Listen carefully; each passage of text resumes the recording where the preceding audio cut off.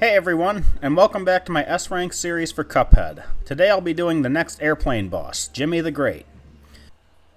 It's my understanding that a lot of people really struggle with this boss, but my personal experience is that he really isn't so bad. Above average, you might say, but well within reason. Once you get used to him, I don't think I'd be able to put him any higher than a B if I was making a tier list, which I just might when this is all said and done. Now because this is an aerial boss, there isn't much to say about the setup. I'm skipping ahead to when I switched to the coffee, since that's what I had on when I beat him.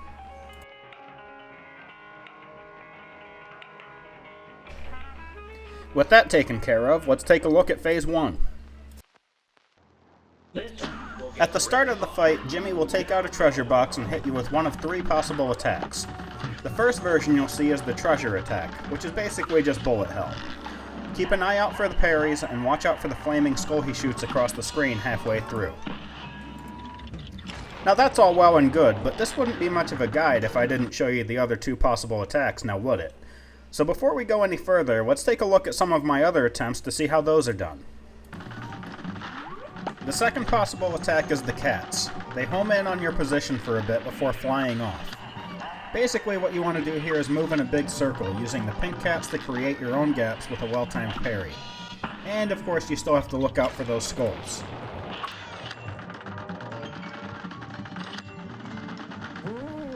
And the third possible attack is the swords. They'll fly off to the boundary and take turns moving in a straight line towards you.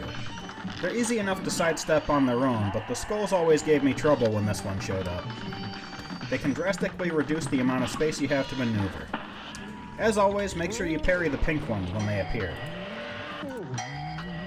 Now we can go ahead and talk about Phase 2, though there really isn't that much to say. You just want to break open the sections of pillar with Djimmi's face on them and fly through while avoiding the spinning blades that zigzag through each room.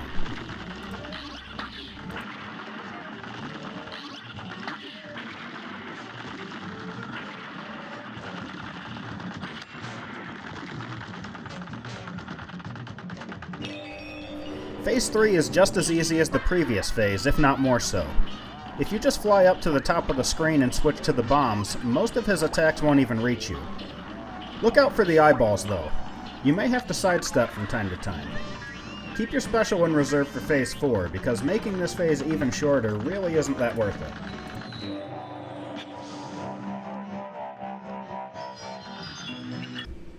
Now Phase 4 actually is pretty tough. You have this hat flying around that follows you, and the puppet form of the boss walks around on the right half of the screen. Every so often, the hat stops to fire bullets in a whirling pattern, and the puppet stops to fire more bullets directly at you as shrapnel flies off at the top and bottom of his finger guns. The beginning of this phase is the hardest part because both attacks will trigger at the same time. So if the hat is anywhere near you, you're going to have a hard time dodging the bullets from both sources. My recommendation? Use the nuke special to charge into the boss, and then lead the hat to the bottom of the screen before backing off. This will put the hat far enough away from you that dodging will get much easier. Also, as another side note, some of the puppet's bullets can be parried, so try to get some of those in while you're at it.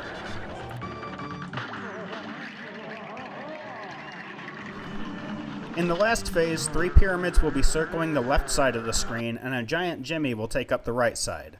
He'll start off with a beam that travels slowly towards you, and immediately after, one of the pyramids will trigger. Whichever one opens its eye is going to shoot beams in a cross pattern, so you can't be directly perpendicular to it while the attack is active. Take note, however, that the gap between the pyramids and the boss is generally safe while this is happening, since the beam won't trigger until afterwards. This will keep you safe from the vertical beams at least, but you still have to watch to make sure the horizontal ones don't run into you.